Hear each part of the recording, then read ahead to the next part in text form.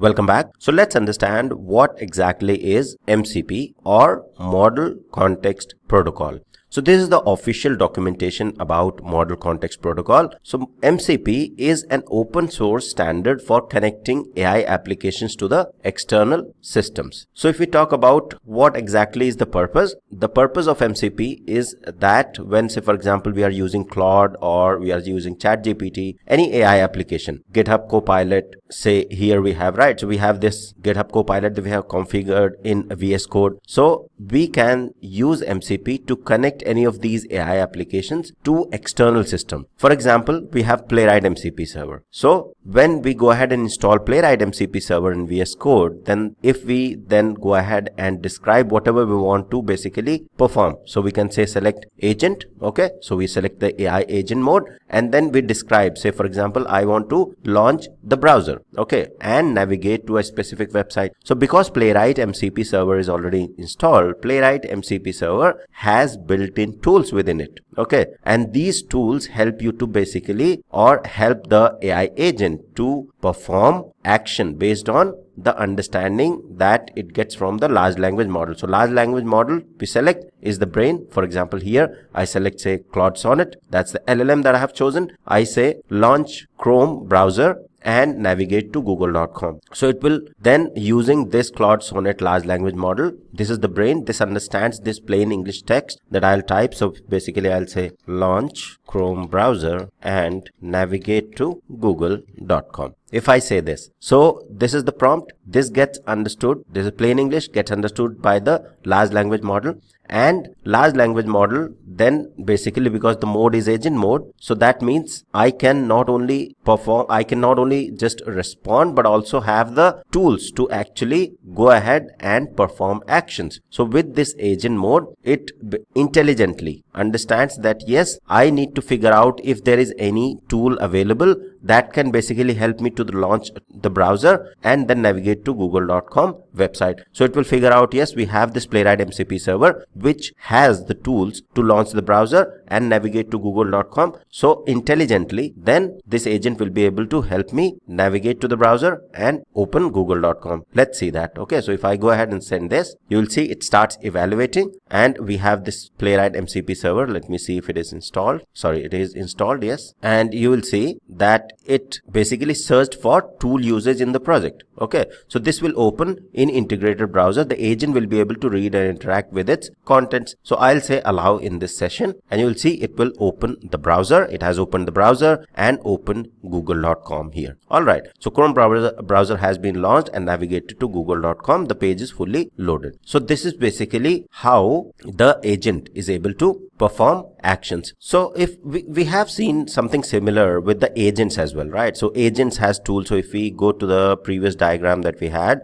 so we have understood that yes, AI agent also does the similar sort of thing. There is LLM and then there are tools to basically go ahead and navigate to the browser, or say for example perform the database action. There will be tools specific to performing the database actions. If there are tools to do the browser automation, there will be specific tools, which is nothing but the methods and functions to perform those actions within the agent. But how it was done is within the AI agent itself, these tools were then hard-coded, or basically these tools were programmed. Now imagine you are writing one AI agent, it has specific tools within it or browser automation tool. Then tomorrow somebody else is also trying to do the browser automation. They'll have their own AI agent and then that agent will be able to again, or you are duplicating those same tools or browser automation tool in that different AI agent. Third project is doing another AI agent. They'll be writing their own tool for browser automation. So it's a lot of duplication of tools for these AI agents. Okay, and that's where MCP came in picture. Okay, so if we talk about MCP is a open source standard to connect AI application. For example, here we have agents to the external system. It could be the browser automation, UI automation tool, or the database tool or the file system. So it helps to do that. So basically, if you see this official diagram here, for example, we have this chat interface, Cloud Desktop, Cloud Code, okay, these IDs and code editors, GitHub Copilot. We then use this standardized protocol MCP and then connect to any of the external system. Previously, we had this agent, AI agent, right? An AI agent has the specific tool programmed within the AI agent to interact with the external file system. But then the drawback was that you have to reprogram those tools in each AI agent that another person is going to create. But with MCP, now if say for example Playwright officially has launched an MCP server, all the tools that are required to interact with the browser and do the browser automation are part of the Playwright MCP server, standardized Playwright MCP server. Now that Playwright MCP server can be used by anyone across any project. So the tools are now no longer part of the AI agents. They have been exported, or they are now part of the MCP servers that are available in the market. And if we talk about MCP servers, how many MCP servers? There are many MCP servers available nowadays. So if we go ahead and say, for example, simply Google MCP server registry, you will get many sources here. For example, we have this official MCP registry from the Model Context Protocol, and then you have the MCP registry on GitHub as well. So if, for example, we go to the GitHub, you can see all the MCP servers available here in the GitHub MCP. For example, the MCP servers coming from officially those specific companies. Now make sure there, if you go to the official MCP registry of this Model Context Protocol, you will see many MCP servers available. But then do not go ahead and straight away install any MCP servers unless until you are pretty sure and confident that it is coming from the trusted sources, because MCP servers are pretty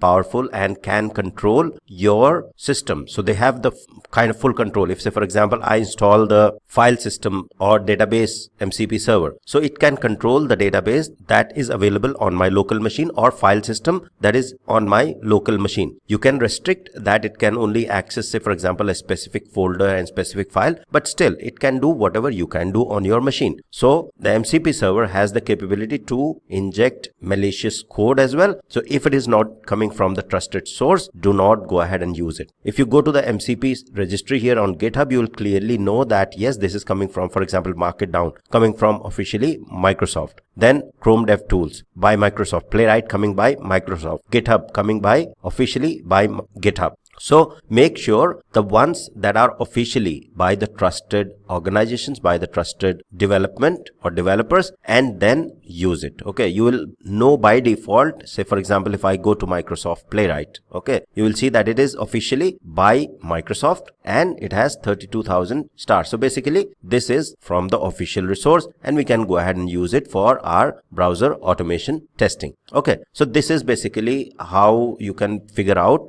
about the availability of the MCP servers. Now the next thing, if we go back to the diagram here, so here we understood that the tools were part of the AI agent, okay, previously before MCP was there in picture. But with MCP coming in picture, the tools are now part of the MCP server itself. So if we go to the MCP server, this MCP server that you see, the MCP standardized protocol, there will be servers for each of the specific operation or external application. For example, for database, there is MCP server. For browser automation, Playwright, there is MCP server. For Selenium library, there is Selenium MCP server. So that MCP server specifically will have the tools to perform the action. For example, the database action, the browser actions. Okay, so if we go to the Microsoft Playwright, and let me show you the tools, or simply search for the Playwright MCP server, and let's go to the GitHub for the Playwright MCP server. So in this repo, we'll have the details about the tools. So you'll see the tool list here. So the core automation tools, what it can do browser click, it can do browser close, browser console messages. So all of the code list is there. Then you have the tab management tools.